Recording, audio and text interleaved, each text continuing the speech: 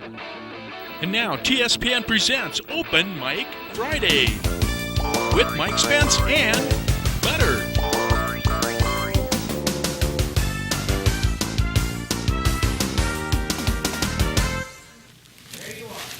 Thank you for joining us with Open Mic Friday here at TSPN TV. And I'm here with a special guest today with Robert Manassero, Manassero Insurance. Most people know you as. Yeah. Welcome, Robert, to the show. Great Thanks being for here. coming on. Yeah. We were already talking about horses and things, and I think most people know Robert from all of his activities here in Amador County.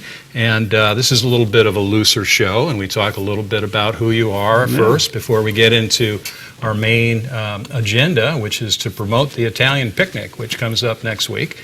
And we're going to talk about the Italian picnic in detail. But first of all, I'd like to just talk about your background so that our guests are familiar with who you are. I'm sure they've seen you around Amador County quite a bit. You belong to all of the Rotary, Elks. You're involved in almost every association out there, and you do so much for the schools. And, but why don't you tell us a little bit about your history here in Amador County? Well, our family's been here for quite a few generations, and my grandfather on the Manassero side came from Italy through Ellis Island, and my other grandfather, he was a Luco, and he was born in Volcano.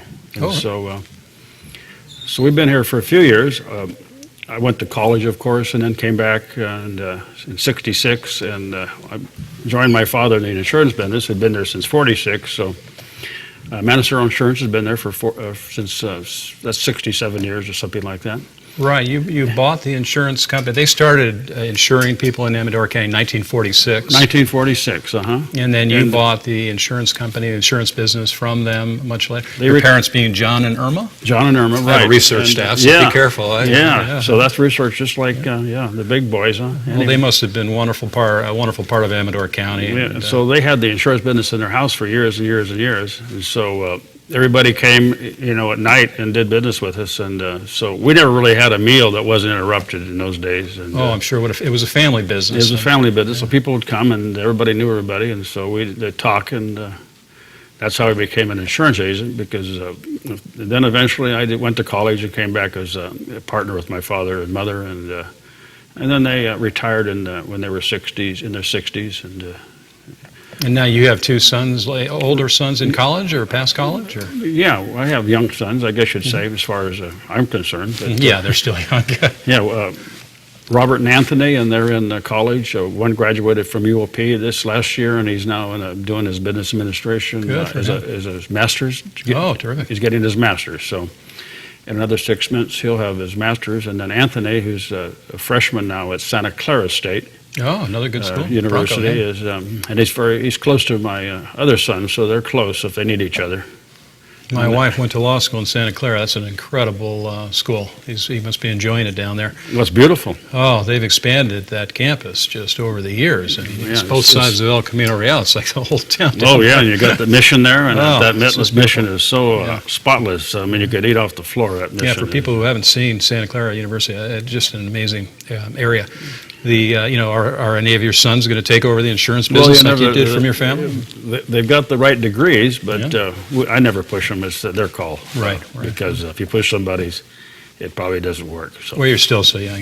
I see you all over the county, and you're very active, business-wise, and also with all of the different organizations. Yeah. What's your favorite effort in terms of charities? Where do you like to spend most of your time? Well, I've been on the fair board for years and years. About 18 years now. My father was on the fair board for 38 years, and so we call it a fair-going family. Right. Amador County Fair is one of the well-known fairs in the western United States. It's a small county fair. I mean, if you go to the conventions when we do, everybody knows us. We get lots of awards. It's amazing how much, and a lot of things that we've started over the years have spread out through the fair industry. I was just about to tell you, we were talking about horses, and our wives are both horse wives who muck out the stalls every day.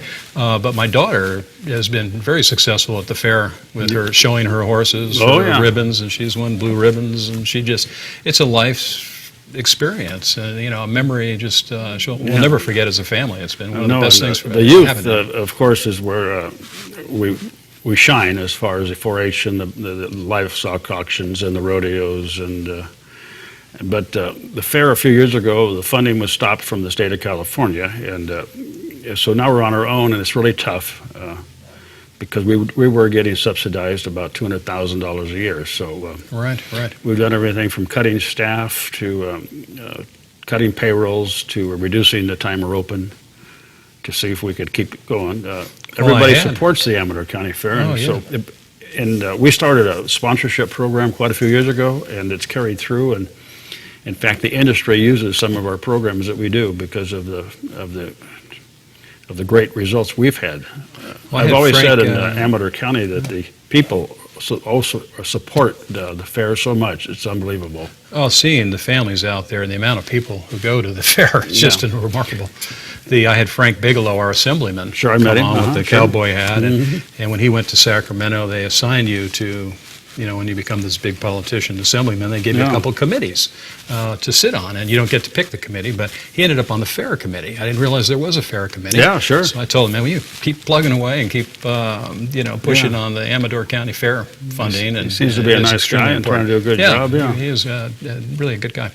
And, with different endeavors, I know you're really active with the schools and the kids in Amador County are so important to keep working with. And, the fair is obviously a big part of their childhood and Oh, upbringing. yeah.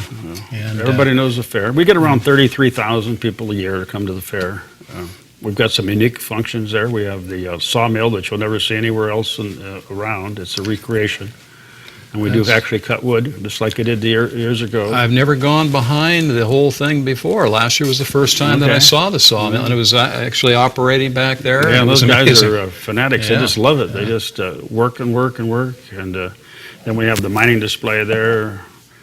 Of course, we have the stock barns, and we have pretty well anything you want to see. And Right. the exhibit rooms, anywhere from flowers to rocks, Right. So- No, we enjoy all of that, especially the photography displays in there. We go to the wine tasting. Yeah, we got the wine evening. tasting, yeah, well, so that's everybody part of the likes- fair, Robert. I can't forget that. Yeah, We're they pack that you know, wine. Yeah, we're going to talk about the Italian picnic specifically in the second part of the show. We have the wild animal Butter. She's with us today, so she's going to come out during the break.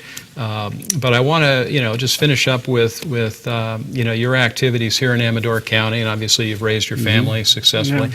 And I also understand you have a really good understanding of the whole Sierra region, all the Sierra wilderness up there. Has that been a hobby of yours? Well, of course, I've been Amador County all my life, and so years ago when we were young, there was not much to do in Amador County. So every kid that was here fished or hunted, and/or both. And there wasn't a lot of people out there in the hills, so you could pretty well go hunting anywhere you want, and quail hunting, deer hunting, and then the fishing. Of course, everybody went in the mountains in the summer, and it was like every Saturday we went with my father and the guys in town that are well-known people still, their names.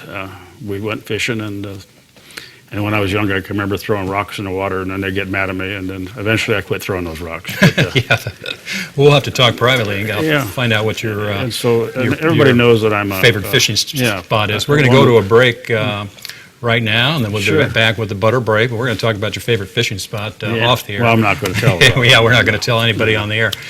So please stay tuned, and we'll be right back with the butter break and part two. You're watching Amador County's local television network, TSPN.